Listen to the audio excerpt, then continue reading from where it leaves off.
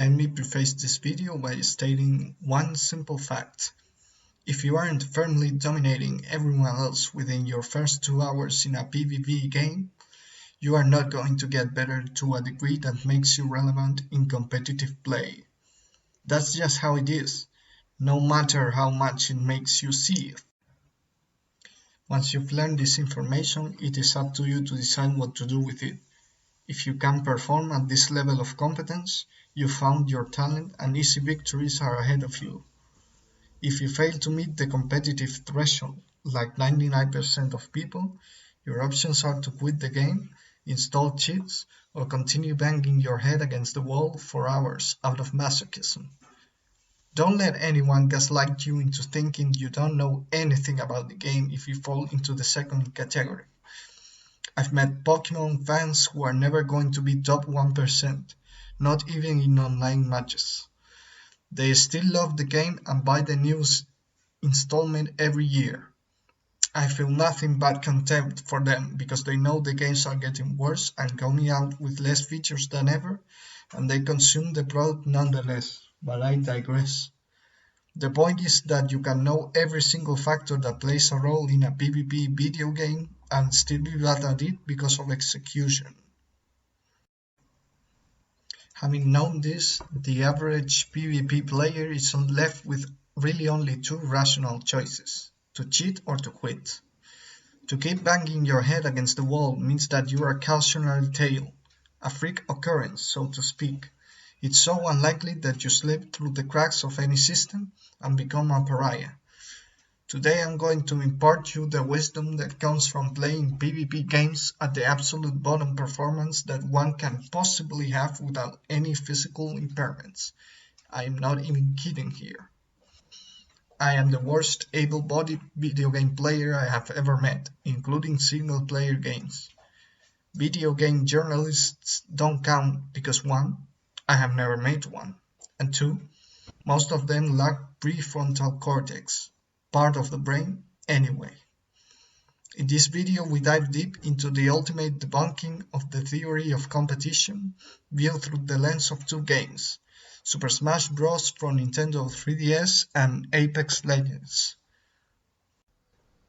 Let's start chronologically. It all began when somebody once told me the world is gonna roll me. I ain't the sharpest tool in the shed. Well, now that I've made you die of cringe, you understand the kind of bizarre psychology it takes in order to clock hundreds of hours in a party game and never actually play it in a social environment. The main problem here was my thought that there would be plenty of bad players to play against and have a satisfying experience. I was dead wrong. Guys, if you have a Nintendo console, know that 10-year-old Timmy isn't your opponent. He doesn't know how to connect his gaming device to his Wi-Fi, and he isn't even the target audience of an epic crossover considered by many to be a fighting game. That opponent is likely Scott, a mid-30s engineer who copes with his wife's unfaithfulness by having 12 different tactics running in the unconscious mind as he double stalks you playing as Ness. God, for Ness was cancer to fight against. Anyway, online gaming attracts a whole nother kind of animal than the casual players. Sure, they bought the same game, but the first group is way more likely to spend time reading the wiki and absorbing the frame data of each move and whether it is punishable on shield or not. If you go in for shits and giggles, know that you are gonna have to boost your ass off for a win. And when you barely know what an iframe is, trust me, you're not ready to fight those people. They will cheese you with Ganondorf if they catch on to your lack of knowledge. If you study and internalize that knowledge in a holistic way, then you are on the way to having fun online in Smash. Playing Smash well enough is a tall order. It involves memorization, networking, commitment, and willpower. However, competition can be bypassed entirely if you so please, like the vast majority of the player base does. It's first and foremost a party game. Even the game director himself admitted that Super Smash Bros. Ultimate isn't a fighting game, when it was confirmed that the game had surpassed all fighting games in terms of copies sold. Thus, we arrive at the conclusion that no single mindset is objectively correct when playing Smash like a plebeian, and it shows in its enormous success. I guess what I'm saying is that you can enjoy yourself in dozens of ways other than online matches when it comes to gaming. This is why my weak brain game did not detract from the experience of Smash as a whole. Smash is an easy game to debunk competition in, and I'm aware of this. That's why I also tackle smash hit battle royale Apex Legends in this video essay. In hindsight, the writing on the wall for me sucking at first-person shooters was laid bare years before I ventured into the frontier.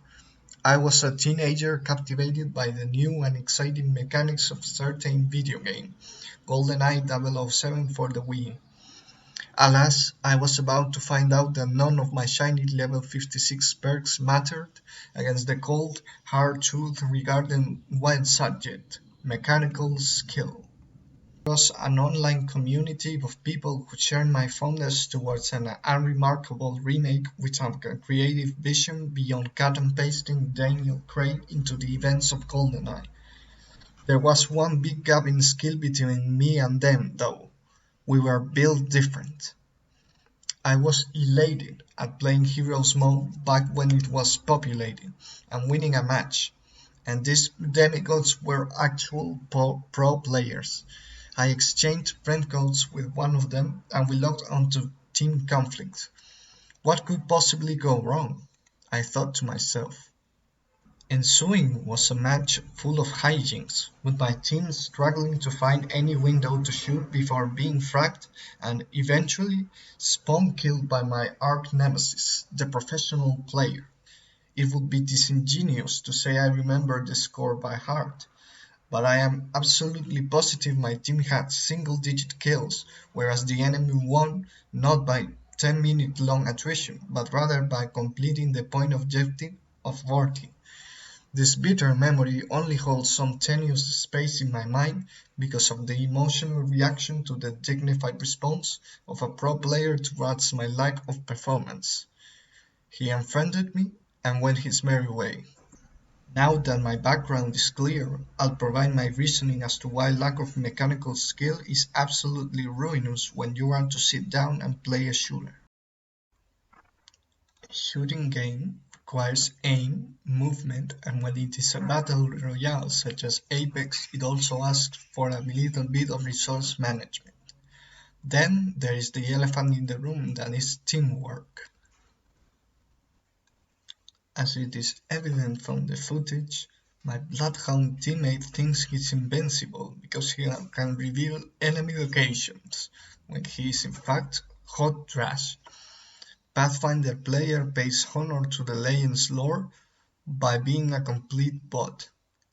They both ignore the importance of positioning and playing to Cascade's strengths, which are the house's ceilings, where you can set up a strategic formation, taking potshots at other squads. Instead, they head towards gunfire, and I follow them because it's pubs, so there's nothing to lose. What an egregious mistake of mine it was to think that way. My sanity is what there is to lose in this god-forsaken squad. There goes Pathfinder, down after playing Rambo for a minute. What can we learn from this match? That it's over. Aim takes high IQ to learn. If you don't have the it factor, you'll never learn it. Movement tech is impossible to pull off on console, so easily 80 to 90% of the player base is out of luck in that regard. Teamwork is non-existent outside of a pre-made squad circumstance, which is laughable in 2022 when people work long hours and earn no-lifing freeloaders in their mother's basement. My advice is that you don't waste your time on this game. Go do literally anything else.